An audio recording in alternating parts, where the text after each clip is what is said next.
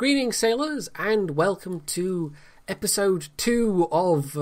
is it really an episode? Anyway, part 2 of the current Patreon Supporters Week. And today, as promised, it's going to be warships. And in fact, I can be even more specific than that and say it's going to be German Tier 7 warships. We have, in fact, both the Scharnhorst and the Gneisenau. We're kicking off with this first game from Darth Gnome, who, with that name, has answered the question very neatly of what would the love child of PointyHairedJedi and the Mighty Jingles be called, which is kind of horrifying to think about, quite honestly, and it's certainly going to be keeping me up, at least for the next few nights, now that I've had that thought. That really, really unwelcome, unwanted thought. Thanks, brain. Thanks. And thanks, Darth Gnome, for placing that thought there as well. I'm going to blame him. He's giving me money, but I'm going to blame him anyway. So, yeah, this is going to be a somewhat unusual match. And he said in his email, I mean, he readily kind of admits that he doesn't think he's the world's best warships player by any means. And how can I put this really kindly? The tactics you will see on display are perhaps a little unconventional, and he's going to have a really good result. But I think this is one of those games where it would be fair to say that there's a fair bit of luck involved. Partly it's what the enemy team does, or rather doesn't do, at various points. He takes a really long time to get focused by the enemy team, even when he is quite a prominent target. And then the other part of it is the fact that he's in the Scharnhorst, and German battleships have a reputation for being quite forgiving, and that's fine. It's quite good to have a line of ships that you can point newcomers to and say, right, you can play these, they're fairly forgiving ships, and you can learn the ropes. Of course, some players then never get beyond those ships, and they only play those ships over and over and over and over. And if you're having fun, that's fair enough, but... you're not really growing and learning how to play the game so much. But, I mean, if you're at the stage of thinking, well, I could be better at this, then that's a good thing, because that means you're more likely to be going out and looking up YouTube videos and looking up guides and actively figuring out how to be better. So, that stage of saying, well, you know, I'm not the best at this, that's absolutely fine. You don't have to be the best in the world. If you want to get better at it, then there are absolutely ways of doing that. There are plenty of resources available. Anyway, enough nattering about that. He's basically starting off by picking on a poor, unfortunate, lower-tier cruiser. But he's going to be not just shooting at cruisers the entire time, even though that's something the Scharnhorst is quite good at. When you have broadside battleships... even though you've only got those 11-inch guns, they can still be quite effective. You're less likely to get citadels, far less likely, but that doesn't mean that you can't also get boatloads of regular penetration damage. Now, there's evidence there of at least one destroyer close at hand. I suspect it's the enemy kamikaze, because the other two destroyers are already accounted for. So that could be a threat, because at the moment, Darth Gnome is just kind of loitering. He's idling here. He's staying relatively bow on and just picking out targets of opportunity. And, you know, doing a bit of damage, but nothing spectacular so far. There's one thing you might have noticed, by the way. He's not using the premium camo on this ship. I don't really know why. I couldn't tell you. There's no advantage to not using the premium camo on premium ships. You sometimes might want to swap it out for one of the other camos that gives you, you know, plus 250 captain XP or plus 100% free XP or whatever. But generally speaking, if you're just playing it normally, there's no advantage to not having any camo whatsoever, unless he just prefers the look of the uncamoed ship. I mean, it's not putting you at a huge disadvantage. It's just you're missing out on a minor advantage that camo could give you. So he's putting on a bit of speed now. He's still picking on these two slower battleships. What happened in this game, and it's neighbours, it's a standard battle, and sometimes you just get that carousel where most of one team goes one way and most of the other team goes the other. That kind of didn't happen this time. We haven't had a race to cap or a race to decap, as the case may be. The team on the eastern side, I think they've maybe lost one or 2 ships? I don't know. I actually don't. I don't think I've lost any ships over there at all at the moment. But yeah, it just seems to be enemy destroyers that are over there. So most of the enemy team is here or travelling this way, as the Warspite and the New York are doing. And his own team, they are outnumbered, but not dramatically so. Darth Gnome himself is in a position where he can hit quite a lot of them. Now, he's starting to speed up and trying to gain some ground on these 2 slower battleships at this point. But that Warspite salvo there, I think that was the first time anybody had shot at him in this game. He's been completely unmolested so far. So that's all on the enemy team. That's nothing to do with Darth Gnome or his play. They've had plenty of opportunity to shoot at him. And it's just now only, 7+ minutes in that they are starting to do so. And letting a full health Scharnhorst get this close is starting to ask for trouble, especially with the torpedoes. So there's that Warspite, not Warspite, the New York down. The Warspite's actually travelling away from him, which makes life a little more difficult. He could, of course, fire some HE himself, but he's well within secondary range. And he does have this captain spec for secondaries. I think he said it's a 14-point captain, so, you could have a reasonable range of skills on there.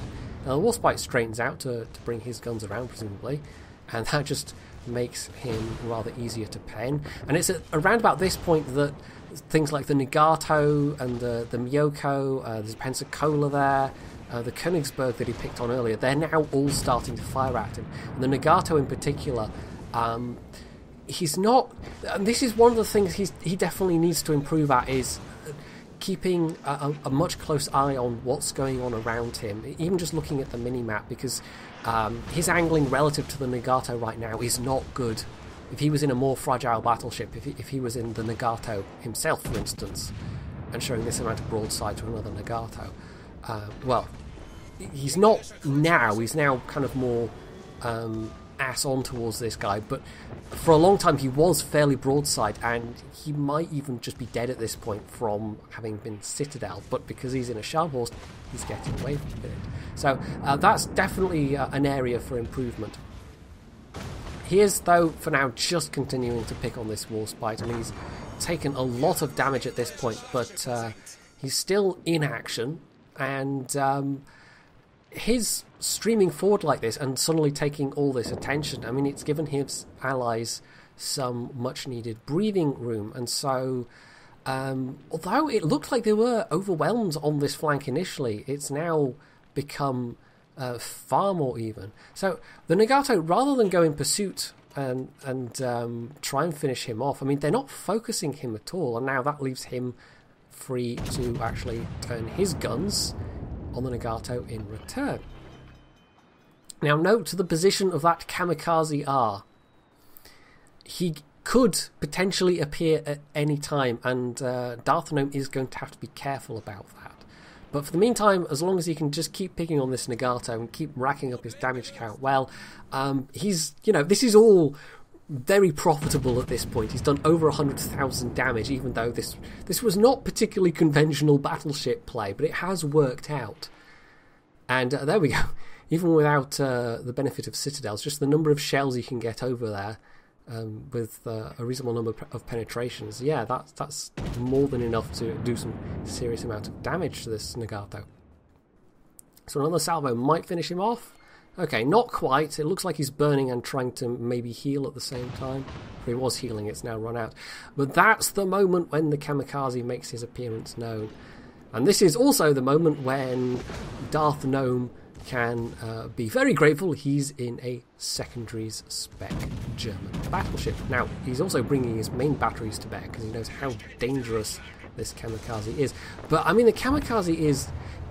He's not trying to stay stealthed. He was trying to rush down a German battleship. That is just asking for trouble. There was basically no need to do that. He could have stayed stealthed and actually made a drop on Darth Gnome, and it might have worked. But instead, now he's going to complain in the chat about how destroyers have been completely nerfed, and it's all the fault of wargaming, and it's nothing to do with him completely cocking it up at all. No, definitely not. No, So, yes, that could have been very bad for Darth Gnome, very bad indeed, but instead that destroyer screwed up big time, and now Darth Gnome is, well, not exactly on good health, but it's more than enough to survive these remaining destroyers. Now, I don't know why he looked away there.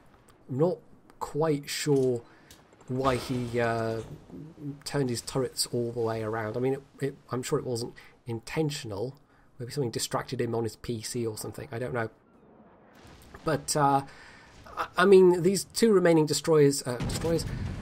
cruisers, if it was just him facing them, then that would be trouble. But he does still have a Pensacola and a Gator left alive. So it's not just him having to deal with two cruisers spamming him down with a vastly superior rate of fire.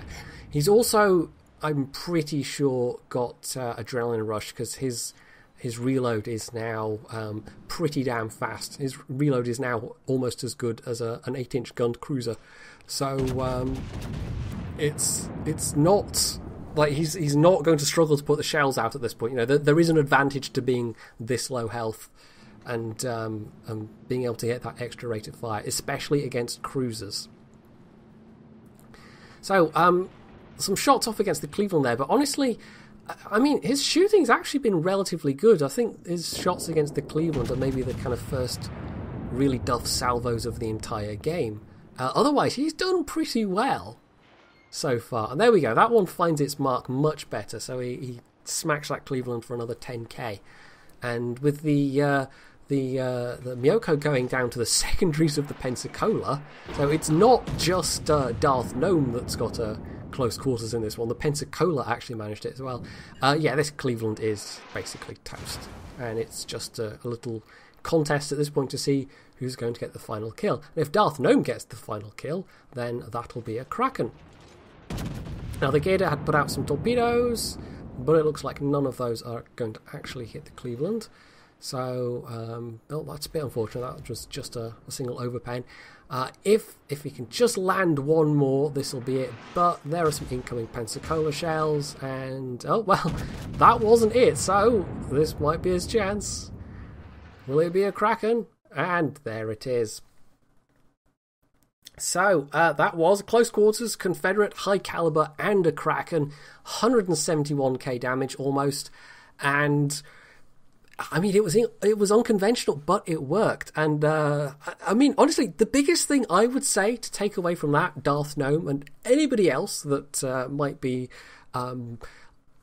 not as familiar with battleships as they would like, is just pay better attention to what's going on around you, because that is absolutely critical. That basically, like, looking at the minimap, and especially these days when you've got the minimap label information and you can see the last position markers of enemy ships, having that information and being able to then analyze and act on that information is absolutely critical. So yeah, he got a bit lucky in that he was left unmolested for so long in that game, but I can't really fault his ability to do damage, because 170, that's a really good damage result. I don't get damage results that high in battleships very often myself. So next is Tugboat 1964 in the Gneisenau, and there's not that much to choose between these two ships. I mean, the biggest difference overall is the firepower. Otherwise, there are some minor differences between them, but there's not that much in it. Now, one thing I didn't note with Darth Gnome, but that is also true with Tugboat here, is that they're both using spotter planes. And, of course, you don't get Hydro until Tier 8 with Bismarck. So, spotter planes do serve a purpose. They're less useful for the extended range, because the range on the German battleships is already generally quite good. For the Tier 7s, it certainly is quite good. So, if you've got a spotter plane, then yes, it's going to give you extra warning of destroyers and incoming torpedoes, but I personally still favour a catapult fighter for the Tier 7 ships myself. But that's just me. That one is more personal preference than anything else. It is actually possible. I mean, German battleships can have quite good buffed AA generally, but from Tier 7 upwards, if you've got the right captain skills, it's possible to have very good AA for your tier. With a manual AA especially, because the dual-purpose guns give quite a lot of DPS, which, and this is purely hypothetical, it seems like the French battleships will be quite the opposite, because the French cruisers, the dual-purpose large-caliber guns, really don't give a lot of AA, so it's maybe reasonable to assume that the German battleships will be the same, because the Dunkirk is certainly the same.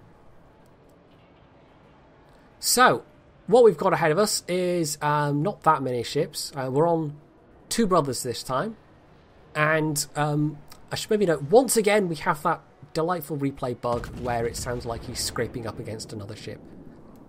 So this one will be turned down quite low, if you're wondering why the sound is quite low, because it's really horrible to listen to, that grating, scrapey metal sound, and it's one of those bugs where you can record the replay over and over again and it will be exactly the same. So the Nicholas has made a relatively close pass. He's gotten some damage out of him, but I mean, he'd be unwise to just hang around in the same spot. He knows torpedoes are incoming, so he's going to very wisely use this island. Now, he'd specifically come over here to act in a defensive role, but once again, the bulk of both teams have actually run into each other. So the decisive flank in this game is really going to be that eastern flank. But this time around, it's a domination game, so the contesting of cap points suddenly becomes a lot more important, and it isn't just the kind of general all-round mess that standard games can devolve into. There's maybe a bit more definition to it, if you like.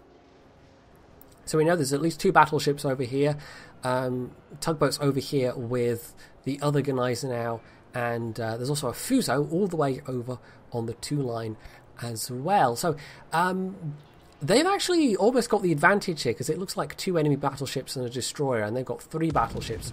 But that means there's only the Arizona and the Koenig over on the other side, and the other team have got it's the Nagato and something else, and I can't quite read what it is. But yeah, potentially that battleship imbalance on the other flank could be a problem, because both the tier 7 battleships are here. So the New Mex is nice and broadside, but I mean, one of the things with the German battleships generally, which is it's kind of the offset for how survivable they are and how much you can get away with them, is the dispersion's not good. It's just a characteristic of the Germans generally, and when you've only got the 3 turrets available, it's not so bad on the Scharnhorst, because you've got 9 guns and you've got quite fast firing guns for a battleship, but on the Gneisenau it can be less to people's taste, because you've only got 6 guns and you've got more of a regular battleship reload. It's still reasonably fast. It's still actually faster than most battleships get, but it's not that fast overall. So he has to try and make his shots count where he can. And that's the thing, I think, maybe that that makes the Gneisenau less appealing to some people overall, is it's harder work to get those higher damage numbers. Yes, you've got the 15-inch guns, but the more scattershot nature of those guns means you've got to keep plugging away for longer before you can get the better damage scores. So this is all just plugging away at range so far. Nothing particularly exciting. He's done a bit of damage. In fact, both teams have only lost 1 ship each. So even though there's probably quite a lot of shooting going on the other flank, there doesn't seem to be any decisive advantage as of yet, at least in ship numbers. They have, however, been forced from the cap. So the only cap they've got so far is the one they started with. And if that goes on for too long, that could be a serious problem. They could end up with a serious deficit in victory points. And it's maybe for this reason that Tugboat decides to start pushing forward a bit. Now you'll notice little hitches in the replay every so often. Tugboat actually... like one of the things that Warships replays don't show at the moment is how much ping the player has to deal with. And Tugboat had quite a lot of ping. I think he was it 200 plus ping? It might even have been like 300 ping. I think, and I might be remembering this completely wrong, but I think he said he'd moved house recently, and the new internet wasn't quite there yet, or it was something like that. It was something to do with his internet connection anyway. So you're getting a combination of high ping and also at times packet loss, which is why there are those little jumps. So both those ships are fairly broadside at the moment. Is plugging away at the new mechs as the closest ship, but the Gneisenau is probably the higher value target, just because it's the higher tier ship. Although having said that, the new mechs is still fairly potent in a tier 6 game. It's just the armour's not going to hold up quite as well, especially not broadside. Now that Fuso is in serious trouble. His positioning was frankly terrible. I'm not sure why he went over to the 1-2 line, and it's not surprising that he's going to die as a result. Quite often it would be because they ran into a destroyer, because the destroyers like to take the wide kind of flanks on Two Brothers quite often, but there's not a lot of destroyers on each team, and the enemy Nicholas, well, he's not been seen in a while. So if he's on that side, he's being very sneaky about it. So the Fuso's down, more shots out at the new mechs, and I mean, he's having a go at capping here because he can clearly see they need the cap. His own team is being steadily pushed back from D. But they haven't really lost many ships, even so. Now, it's at this point that we discover exactly where the Nicholas had gone. He'd gone back to C and then up through the middle to B. And now they're in danger of having no caps at all. Now, it looked like Tugboat was about to get the cap, but then the Gneisenau reappears and resets him literally seconds before, so he's got to deal with these battleships before he can cap, it looks like. And the other Gneisenau, I mean, he's gone into the cap, he's got plenty of hit points, in fact, he's still full health.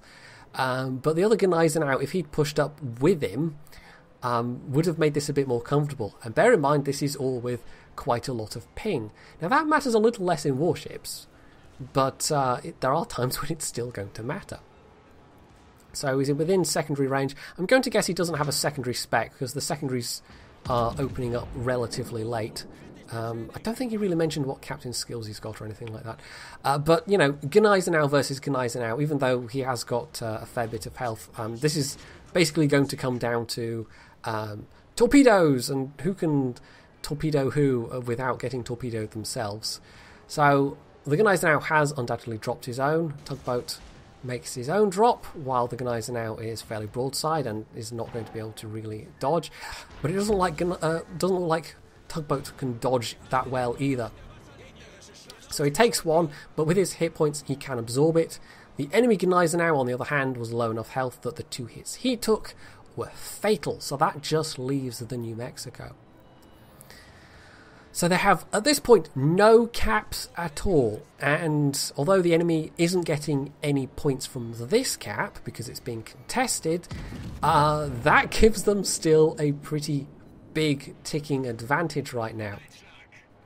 In terms of ships, though, it's still pretty even, and this new mech, well, he's just about done. He's trying to heal, but that was a really big hit. I mean, he's broadside at this range. I'm not quite sure what he was expecting, but basically he was asking for trouble, and he got it.